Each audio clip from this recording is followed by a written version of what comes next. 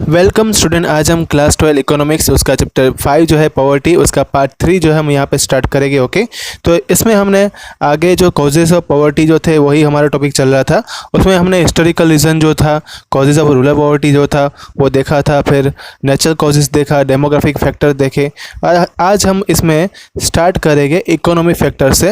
एक तो डायरेक्टली हम ये चैप्टर जो है स्टार्ट करते हैं। ओके, तो उसमें पहली स्लाइड जो है वो उसी के ऊपर बेसिस है इकोनॉमिक फैक्टर में लो एग्रीकल्चर प्रोडक्टिविटी पर लेबर। तो ये एक रीज़न है कि क्यों पॉवर्टी है, राइट। तो एक one of the most important reason जो है हाई पॉवर्टी जो अपने रूरल एरिया मतलब कि गांव वाले जो एरिया में देखने को मिलती है कि वहाँ पे एग्रीकल्चर प्रोडक्टिविटी जो है बहुत ही कम है पर लेबर। और उसके रीज़न क्या क्या है?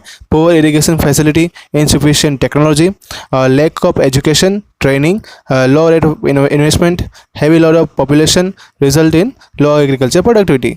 और इसी की वजह से जो फार्मर की इनकम जो रहती है पूरे साल की वो भी बहुत ही लो रहती है और इसी की वजह से पॉवर्टी इंक्रीज होती है। नेक्स्ट स्लाइड में आ रहा है unequal distribution of land and poverty. तो यहाँ पे एक लैंड जो है एक इम्पोर्टेंट फैक्टर रहा है कल्टीवेशन करने के लिए। ब्रिटिश पीरियड के टाइम से इंडिया में जो ज़मींदारी सिस्टम जो थी, लैंड ओनरशिप जो थी वो ज़मींदारों के हाथ में थी और ये क्लास जो था वो डायरेक्टली एसोसिएट नहीं था लैंड कल्टीवेशन के साथ और इसलिए उसमें जो एग्रीकल्चर सेक्टर में उसको कोई इंटरेस्ट नहीं था कि वो यहाँ पे आके कोई इंटरेस्ट करे, यानी कि कोई इन्वेस्टमेंट करे। और दूसरी बात, जो टेनेंट जो थे वो जो दूसरे के ज़मीन पे जो काम करते थे वो वहाँ के ओनर नहीं थे, मतलब कि मालिक नहीं थे, तो उन लोगों को भी कोई ज़्यादा इन्वेस्टमेंट करने में इंटरेस्ट था नहीं। इसलिए क्या हुआ कि जो एग्रीकल्चर का प्रोडक्शन था वो लो ही रहा और दूसरी बात की प्रोडक्टिविटी भी कम रही और पॉवर्टी जो है वो डे बाय डे इंक्रीज होती गई। नेक्स्ट स्लाइड में आ रहा है minimum development of small and cottage industries. India के सेकंड 5 ईयर प्लान में जो क्या हुआ कि स्ट्रेटजी बनाई गई कि इकोनॉमिक डेवलपमेंट करना है। हैवी और बेसिक इंडस्ट्री जो था उसको ज़्यादा इंपॉर्टेंट दिया गया था, लेकिन रूरल एरिया जो थे उसमें स्मॉल और कॉटेज इंडस्ट्री जो थी उसको जो बहुत ही ज़्यादा कंट्रीब्यूशन था उसका एम्प्लॉयमेंट्स में, जॉब वैकेंसी बढ़ाने में और प्रोडक्शन करने में। उसमें इनकम जो थी लोगों की वहाँ पे नेग्लेक्टेड थी, मतलब कि बहुत ना के बराबर उसकी इनकम थी। नेक्स्ट स्लाइड में आ रहा है rapid increase in prices. Price rise जो है वो हमेशा पॉवर्टी पे सीरियसली अफेक्ट करता ही है और कोई युद्ध होता है, कोई ड्रॉट मतलब सूखा पड़ जाता है, ठीक है, फिर लो नेशनल प्रोडक्शन होता है, रैपिड इंक्रीज इन डिमांड, कहीं पे डिमांड बढ़ जाती है जल्दी से या तो कहीं पे प्रोडक्शन कॉस्ट है बढ़ जाता है तो गुड्स और सर्विस की प्राइस भी जो है बढ़ती है और साथ में एडिबल गुड्स जो होता है उसकी प्राइस भी बढ़ती है और इसी की वजह से क्या होगा, परचेसिंग पावर जो होगा लोगों का वो कम होता जाता है और ऐसे एक लो इनकम वाला एक ग्रुप जो है पीपल का वो प्रोड्यूस होता है और उसी की वजह से जो लिविंग स्टैंडर्ड जो लोगों का रहेगा वो कैसा हो जाएगा, रिड्यूस होता जाएगा और उसी की वजह से पॉवर्टी बढ़ेगी। नेक्स्ट स्लाइड में आ रहा है high rate of unemployment in India.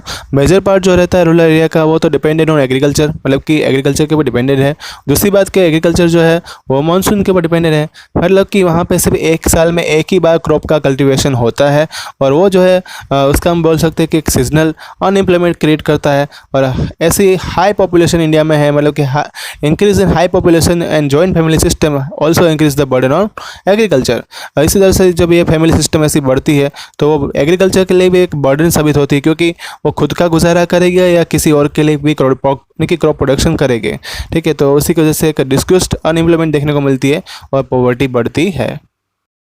Next slide में आ रहा है सोशल रीजन में पहला लो लेवल ऑफ एजुकेशन। तो एक ये मेजर रीज़न रहा है पॉवर्टी जो इंडिया में देखने को मिलती है, उसमें scarcity of education training and skill जो है वो उसकी खामियां देखने को नज़र आई है।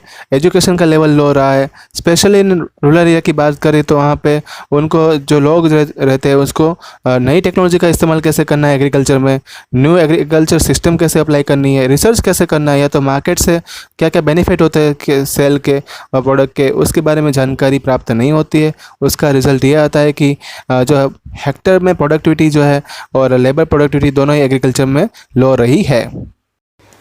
नेक्स्ट स्लाइड में आ रहा है सोशल रीजन में जेंडर इनइक्वालिटी। इंडिया में जो है जेंडर इनइक्वालिटी पहले से ही ज़्यादा देखने को मिलती है। सोसाइटी में वुमेन की केयर जो है हेल्थ की वो बहुत ही कम की जाती है। उसका रिजल्ट ये आता है कि वुमेन को माल नरिशमेंट, लो वेट और वीकनेस का जो सामना करना पड़ता है। और मेटरनल मोर्टिलिटी रेट जो चाइल्ड बर्थ जब होता है तब बहुत ही ज़्यादा देखने को मिलता है। हेल्थ प्रॉब्लम जो है नए बच्चे जो जन्म लेते हैं उसमें देखने को मिलता है। वर्क एलोकेशन भी इसी तरह से माना जाता है कि वुमेन को कंपलसरी काम करना पड़ता है घर से, और मतलब घर का काम जो है वुमन करती है। और इसका रिजल्ट ये आता है कि लो लेवल ऑफ एजुकेशन जो है वुमन में पाया जाता है, और लेस इकोनॉमिक अपॉर्चुनिटी जो है उनको काम करने के लिए मिलती है। मतलब कि जॉब जो है वो वुमन ज़्यादा करती नहीं है इंडिया में। अब दूसरे रीज़न की बात करें तो यहाँ पे जो युद्ध होता है या तो डिफेंस एक्सपेंडिचर, मतलब कि डिफेंस का खर्चा जब बढ़ता है, या तो डिफेक्टिव पॉलिसीज़ जो रहती है लॉ एंड रेगुलेशन को यानी कि मेंटेन करने के लिए, वो दूसरे रीज़न भी है जिससे पॉवर्टी है इंडिया में पाई जाती है। लेकिन आपको एग्जाम पॉइंट ऑफ व्यू से मैं बताऊँ तो आगे के जो रीज़न है उतने आप कर लेना, उतना ही आप लिख के आओगे तो काफ़ी हो जाएगा बहुत ज़्यादा। नेक्स्ट स्लाइड में आ रहा है measure to reduce the poverty. उसमें 7 पॉइंट यहाँ पे कंसिडर किए गए हैं। पहला उसमें दिया है to increase the agriculture productivity. दूसरा है development of small scale industries, development of unorganised sector, use of appropriate tax policy, rise in human capital investment, goods service at a reasonable rate and employment programmes. तो ये सभी जो points है उसके through हम आप रिड्यूस कर सकते हैं पॉवर्टी को। अब नेक्स्ट स्लाइड में आ रहा है एम्प्लॉयमेंट प्रोग्राम्स। उसमें 7th नंबर का जो टॉपिक है उसको हम डिटेल में यहाँ पे डिस्कस करेंगे। तो उसमें पहला आ रहा है IRDP-SGSY, मतलब कि इंटीग्रेटेड रूरल डेवलपमेंट प्रोग्राम सुवर्ण जयंती ग्राम स्वरोजगार योजना। ये जो एक प्रोग्राम है उसको एंटी पॉवर्टी प्रोग्राम भी बोलते हैं, और इस प्रोग्राम में जो है सेल्फ एम्प्लॉयमेंट प्रोग्राम जो है नीचे दिए गए हैं वो सभी इंक्लूड होते हैं। इसमें पहला आ रहा है IRDP integrated rural development programme, दूसरा है TRY-SEM ट्राइसेम, मतलब कि training of rural youth and for self employment, फिर development of women and child in rural areas DWCRA, फिर million wealth scheme MWS supplying improved tool kit to rural artisan, मतलब कि सित्रा, और Ganga welfare scheme इसका इसमें जो है समावेश होता है। नेक्स्ट स्लाइड में आ रहा है एम्प्लॉयमेंट प्रोग्राम के अंदर जो 1 अप्रैल 1999 में IRDP और दूसरे प्रोग्राम जो चालू हुए थे उसको इंटीग्रेट किया गया, और उसका एक साथ में जोड़कर एक नाम रखा गया जिसका नाम था सुवर्ण जयंती ग्राम स्वरोजगार योजना। ये स्कीम के तहत रूरल एरिया जो रहेगा, मतलब विलेज वाला एरिया, उसमें डेवलपमेंट जो रहेगा स्मॉल ट्रेड का, सेल्फ हेल्प ग्रुप और दूसरे प्रोवाइडेड इंफ्रास्ट्रक्चर फैसिलिटी है, टेक्नोलॉजी है, लोन फैसिलिटी है, मार्केट है फॉर फाइनल गुड्स का टू द रूरल पोअर्स को, वो मतलब कि फाइनल गुड्स बनाने का जो जिसमें रॉ मटेरियल में से फाइनल प्रोडक्ट बनती है विलेज के अंदर, उनको बढ़ावा दिया गया था। नेक्स्ट स्लाइड में आ रहा है एम्प्लॉयमेंट प्रोग्राम में दूसरा पार्ट वेज एम्प्लॉयमेंट स्कीम। ये जो प्रोग्राम था वो एक पॉवर्टी एरिडिकेशन करने का, मतलब हटाने का एक स्ट्रेटजी थी, और इसके मल्टीपल ऑब्जेक्टिव भी थे। इस स्कीम के द्वारा जो फोकस हुआ था पुअर के ऊपर, वो सिर्फ नहीं कि उसके सोर्सेज जो इनकम की रहेगी उनकी, मतलब कि गरीब लोग जो है उनको उनका सोर्सेज ऑफ इनकम क्या होगा उस पर ही फोकस हुआ था कंपेयर टू फिजिकल लेबर। जो फिजिकल लेबर जो रहते हैं, ये स्कीम जो है ओनली उसको सेल्फ एम्प्लॉयमेंट प्रोवाइड नहीं कर रही थी, लेकिन साथ साथ में उसको फ्लड, ड्रॉट, स्कैरसिटी जो रहती थी या तो दूसरी कोई नेचुरल कैलामिटी आती थी उसमें भी जो है सेल्फ एम्प्लॉयमेंट, मतलब कि जॉब प्रोवाइड कर रही थी। तो ये थी वेज एम्प्लॉयमेंट स्कीम, मतलब कि इस स्कीम के थ्रू उनको जो है कुछ ना कुछ जॉब मिल जाती थी और वो लोग जो अपना गुजारा कर सकते थे। नेक्स्ट स्लाइड में आ रहा है प्राइम मिनिस्टर रोजगार योजना PMRY। ये जब 1990 का दायका चल रहा था, मतलब जो 10 साल थे, उसमें ऑर्गेनाइज सेक्टर में जो जनरेशन हुई थी जॉब की और उसका जो देखने को मिला था ग्रोथ, और नेगेटिव नोटिस किया गया था। दूसरी साइड अनएम्प्लॉयमेंट का रेट भी ज़्यादा बढ़ रहा था। ये सिचुएशन में प्राइम मिनिस्टर ने रोजगार योजना शुरू की, मतलब कि प्राइम मिनिस्टर रोजगार योजना के द्वारा इसको जाना गया, और उसमें सेल्फ एम्प्लॉयमेंट भी दिया गया, और उसमें जो स्टार्टिंग वेंचर जो है उसको प्रोवाइड किया गया था, और उसी के द्वारा जो है employed to the educated unemployed, जो एजुकेटेड लोग जो थे उनको, वो अनएम्प्लॉयड थे, मतलब उसको जिसके पास जॉब नहीं थी उनको जॉब दी गई। नेक्स्ट स्लाइड में आ रहा है national rural employment guarantee act 2005 NREGA।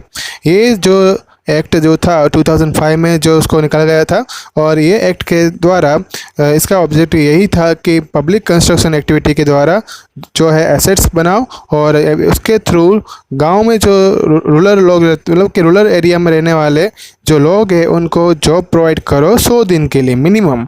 और मतलब कि 1 साल के अंदर जो 100 दिन आते हैं उसमें उसको जॉब मिलेगी और ये अर्बन पुअर को भी मिल सकती है और मिडिल क्लास फैमिली को भी मिलेगी।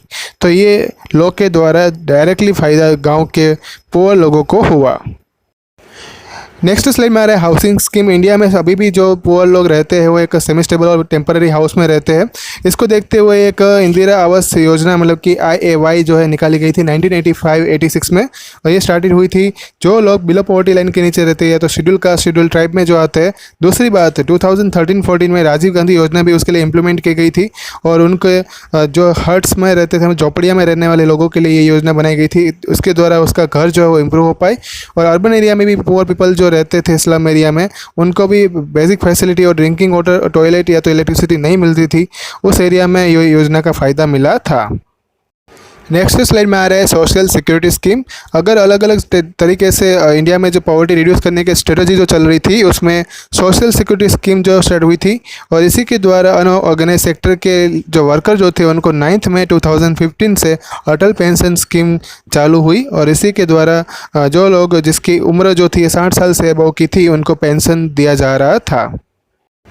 नेक्स्ट स्लाइड में आ रहा है जन धन योजना। इसके द्वारा जो प्रधानमंत्री नरेंद्र मोदी ने इस योजना को इंट्रोड्यूस किया था।